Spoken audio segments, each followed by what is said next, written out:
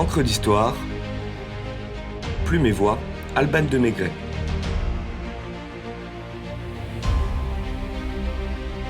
Les dessous des cartes postales.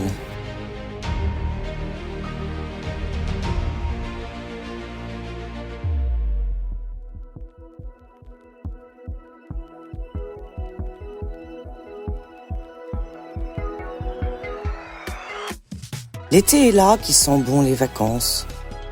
Le ciel bleu, le sable blond, la mer cristalline, les longues soirées et les cartes postales. On achète une carte, y jette quelques mots, lui colle un timbre, la glisse dans une boîte aux lettres et on assure à son destinataire 1000 pensées. Simple, rapide, efficace. Si les cartes postales sont assez récentes, l'envoi de messages à découvert remonte à la nuit des temps. 4000 ans avant Jésus-Christ déjà, les Assyriens gravaient leurs messages à l'aide d'un calame sur des tablettes d'argile. Au Xe siècle, semble-t-il, les Chinois s'envoyaient des cartes de vœux illustrées. Le XVIIe siècle, en France, lance la mode des billets de correspondance qui circulent de main en main et dont l'almanach de la Petite Poste de Paris de 1777 fait état. Je cite. « On s'envoie par la poste, en manière de compliment ou de félicitation, sur les sujets les plus différents, des cartes gravées et souvent annotées qui se transportent ouvertes aux yeux de chacun. On a beaucoup discuté de cette invention qui est du graveur de maison. Certains trouvent que c'est encourager la malignité des serviteurs, ainsi entrer dans vos secrets. La Révolution française, soucieuse d'effacer toute trace de l'Ancien Régime, interdit l'usage de cette correspondance volante. Mais une grande partie de l'Europe continue à jouer la carte du billet.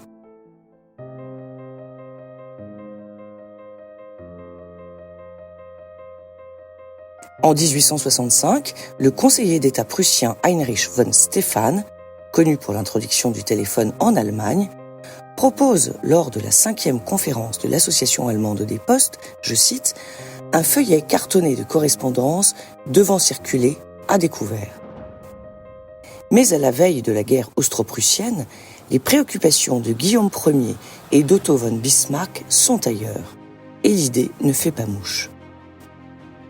4 ans plus tard, la paix revenue, Emmanuel Hermann, professeur d'économie politique à Vienne, reprend l'idée de Stéphane et convainc d'introduire une correspondance pratique et peu coûteuse qu'il nomme Korrespondenz-Karte. La carte postale est alors dénuée d'illustrations, mais fait fureur et se vend la première année à près de 10 millions d'exemplaires. La France, jusque-là frileuse, adopte l'usage de la carte postale lors de la guerre franco-prussienne de 1870 et du siège de Strasbourg. La Société de secours aux blessés militaires des armées de terre et de mer obtient du général prussien Weider l'autorisation de diffuser des cartes postales. Affranchies de frais de port et estampillées du logo de la Croix-Rouge, les cartes permettent à la population de correspondre succinctement avec leurs familles, habitant en dehors du territoire occupé, sous contrôle de l'assiégeant. Pendant le siège de Paris, qui suit celui de Strasbourg, le décret du 21 septembre 1870 autorise l'utilisation de cartes postales en carton plein, pesant un maximum de 3 grammes et mesurant 11 cm par 7 cm. Affranchie à 10 centimes et expédiée par ballon, toute carte contenant des renseignements susceptibles d'être utilisés par l'ennemi peut être retenue par la censure. Beaucoup n'arrivent jamais à destination.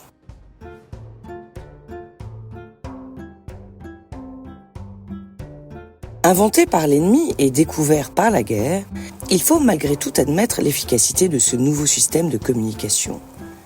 Si bien qu'en 1873, la France amputée de l'Alsace et la Lorraine adopte de façon officielle l'usage des cartes postales.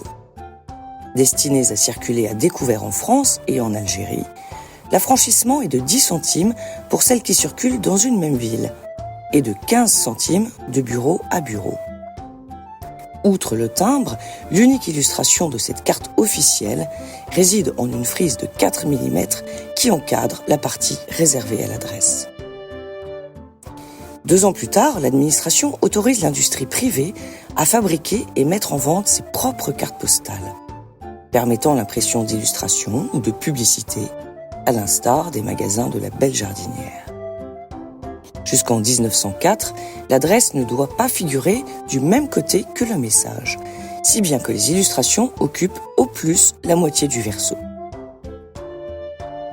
Les photographes arpentent alors le pays pour fixer sur carte postale les places des villages, les personnages célèbres, les jeunes filles en costumes régionaux, les églises, la rosière de l'année, Monsieur le maire, la campagne, le bureau de poste, la mairie, les scènes de la vie quotidienne.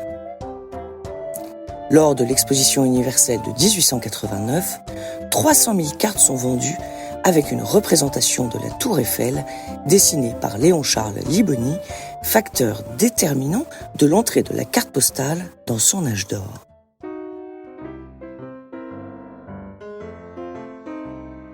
L'Angleterre a inventé le timbre-poste et la Prusse la carte postale. Si bien que piquée au vif dans son orgueil patriotique et dans un esprit revanchard, la France tente de se forger des inventeurs antérieurs aux Germains. Ainsi, dans un article de 1902, le Petit Journal pose comme créateur de la carte postale illustrée Léon Besnardeau, un modeste papetier libraire de la Sarthe. L'homme jusque-là inconnu est promu au rang de vedette, tandis qu'une polémique laisse entendre que ces créations de 1870 n'étaient rien d'autre que des cartes de visite. Au début du XXe siècle, le téléphone est rare et les Français s'envoient des cartes postales comme aujourd'hui nous nous envoyons des textos. Arriverait samedi par le train de 17h24, Lucien. Me languis de vous, Eugène. Admise en propédeutique, Louise. Vous occupez toutes mes pensées, signé X. Pour éviter que le facteur ne lise leurs mots doux, les amoureux s'inventent des alphabets codés que seuls comprennent. Mais la guerre de 14-18 met fin à cette pratique pour cause de censure. Le développement du tourisme accentue encore l'usage des cartes postales et sert de vecteur de publicité, comme l'écrit Georges Duhamel. L'invention de la carte postale a plus fait pour le tourisme que celle des chemins de fer. Certes, monsieur l'académicien, néanmoins, pour acheminer une carte postale vers son destinataire, le chemin de fer est souvent bien commode.